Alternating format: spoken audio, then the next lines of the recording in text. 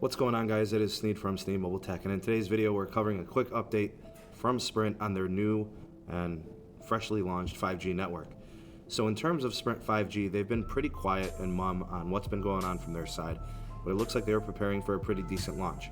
So as of May 30th and 31st, the network is active. It is live in Atlanta, Dallas, Fort Worth area, Houston, and Kansas City. Next up for the launch is Chicago, LA, New York City, Phoenix, Washington, D.C., and of course we're expecting those in the coming weeks. It's estimated that they'll have 2,180 square miles of 5G coverage with this rollout, and it will cover almost 12 million people.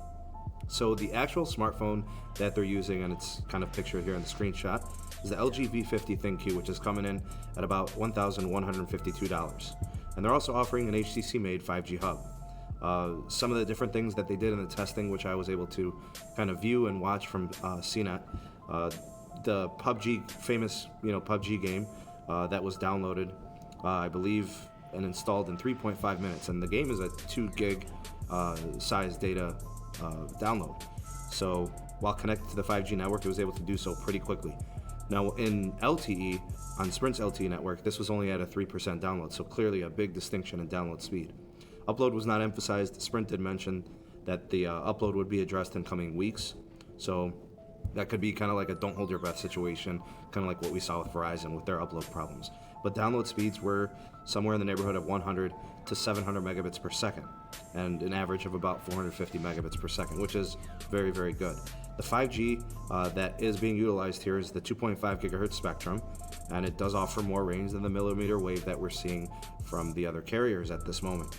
So we all know that the millimeter wave does not propagate very well. It has issues penetrating through barriers such as walls and buildings and other types of obstacles. This 2.5 gigahertz seems to be performing much better. Now the top end speed is not that of the millimeter wave, but it seems to be good enough. I'd say it is. What they're doing is they're using 40 megahertz of 2.5 gigahertz spectrum for this. Battery life wise, the phone has a 4,000 milliamp hour battery, and in 4 hours of testing, the battery life on the device went from 82% down to 32%, and then while in standby, it went from 32% down to 19% in just a few hours. So clearly there is a taxing of the battery when connected to these 5G networks, which is to be expected. Now the 5G plan that's in place for Sprint is at $80 a month. It does afford you 100 gigs of 5G data, and after those 100 gigs, you get slowed down to 3G speeds. Now, in terms of the setbacks or kind of like the negativity around this, I don't want to say negativity, but there's some cons, is availability and reliability. What's the upload? How are the devices going to be offered? I mean, all those things leave some to be desired. The hub is also being offered for $60 per month in service.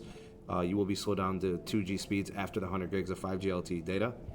Now, in terms of how it compares to, say, Verizon's 5G rollout, it is a little bit slower. Verizon's network on 5G is a lot faster, but clearly this is a lot more reliable and the range is much better, and staying connected is a little bit better in terms of performance.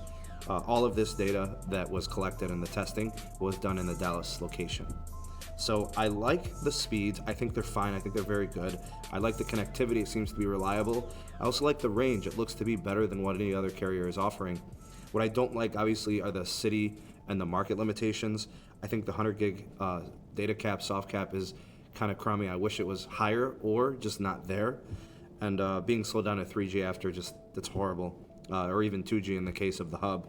And obviously a little bit more expensive to have this service compared to regular LTE data plans. But overall, this appears to be a successful launch. But again, there are some limitations there. I like what Sprint is doing. I'm actually impressed by how good the connectivity is, and it is better than what anybody else is doing currently in the game. So that's the update, that's the news. Go ahead and drop me a line. Let me know what you guys think of these news and the performance of what we're seeing from it. I'd love to hear your thoughts and opinions, so go ahead and drop me a line in the comment section below. So that wraps this up. I want to take the time to thank you guys for watching the video. If you could, please like and share. And if you haven't done so already, go ahead and subscribe. And make sure you're notified. We've got a lot of news up and coming from the merger, as well as more 5G rollouts. So I want to keep you guys posted.